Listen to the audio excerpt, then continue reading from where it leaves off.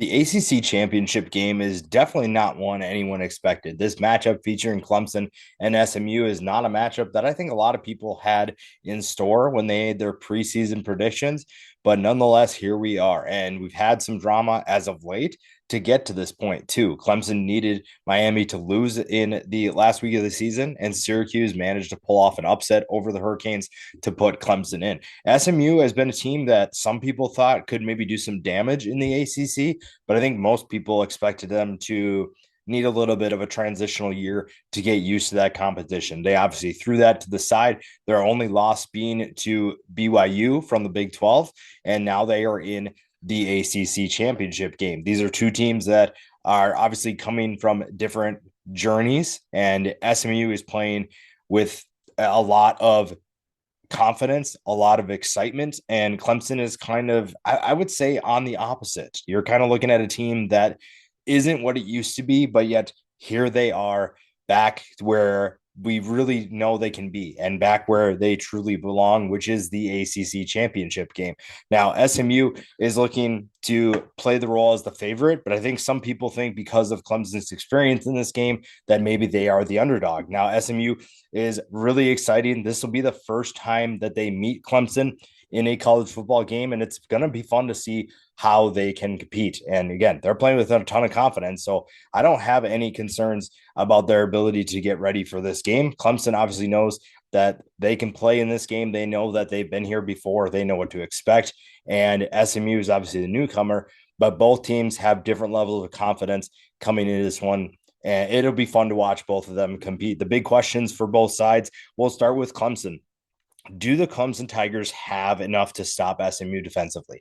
That is a big question for them. We know SMU's offense, what they're capable of doing, and we know that they have the firepower to make things really, really difficult for the Clemson Tigers. Do the Tigers have enough to slow them down? We know that they have plenty of talent, and it's all going to start in the trenches, which is kind of where this matchup to watch of Clemson's defensive line against SMU's offensive line comes into play because SMU lost some key players on the offensive line coming into this year, and they have done nothing but exceed expectations. They have been really fun to watch, and it's going to be exciting to see how they manage to handle Clemson's defensive line. That dictates a lot about what SMU wants to do.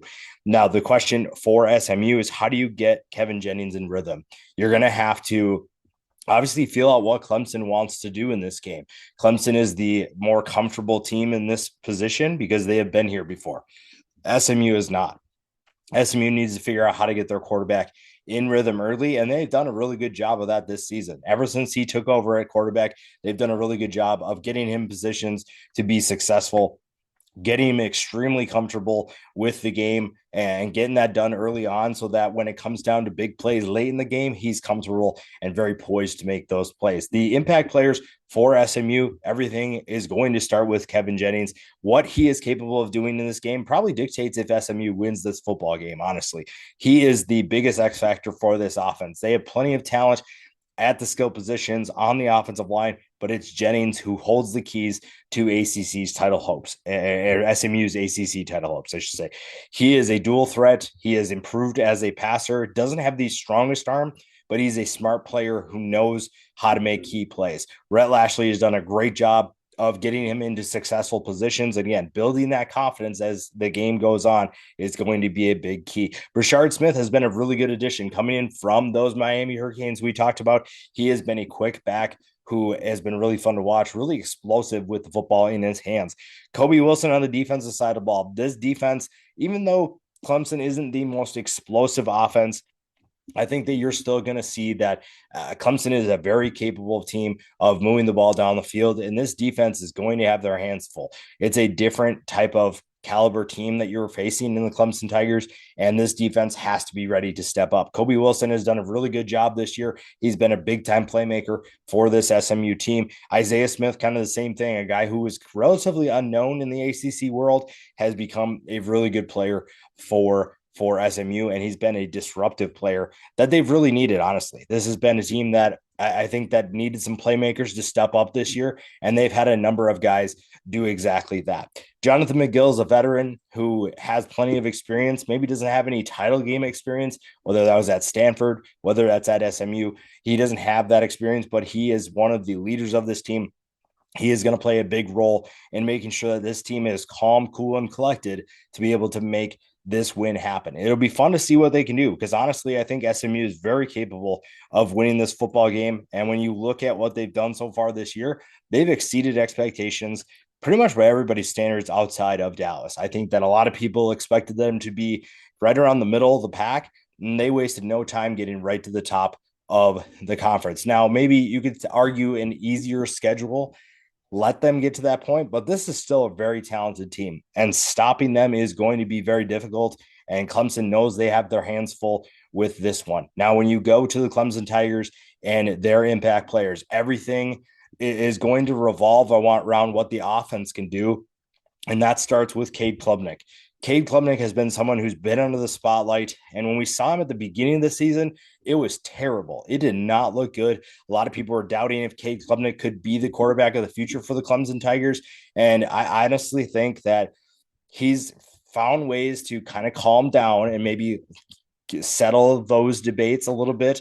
But I think there's still some steps that he needs to take. Now, Clemson is still playing for a college football playoff berth. This is still a very realistic opportunity for them to win the ACC, and they automatically get in. So there is a way for them to get into the college football playoff, and they are ready to do that. They are going to be the the bracket busters, and they're going to find ways to be successful. It's just a matter of, can you win this game? This is the game that you need to win to get in, and put SMU as an at-large team, which then also puts Miami's playoff hopes kind of up in the air. And that's going to be a big thing that we'll talk about after this weekend. What does that look like? And everything starts with Klubnik. Klubnik's ability to throw the football down the field. Now, he threw for over 3,000 yards. And when you look at that, you think, wow, that's a pretty good year. But I don't think that Clemson fans feel the most confident with him. Maybe they feel better than they did at the beginning of the season.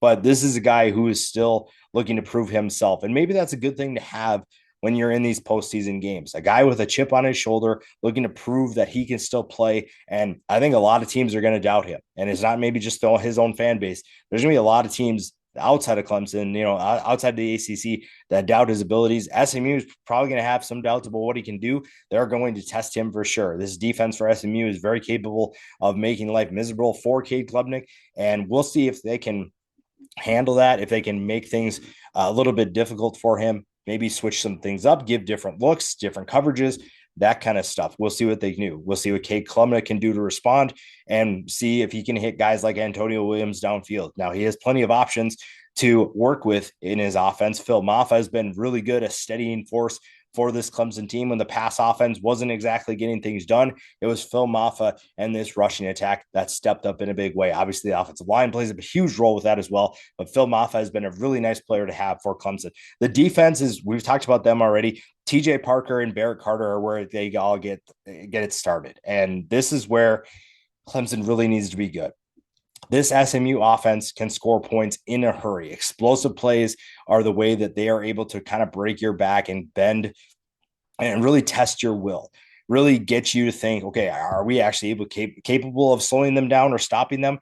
I don't really know, but TJ Parker is a disruptive player for Clemson. He's been that all year. Peter Woods is another guy to keep an eye on. Barrett Carter.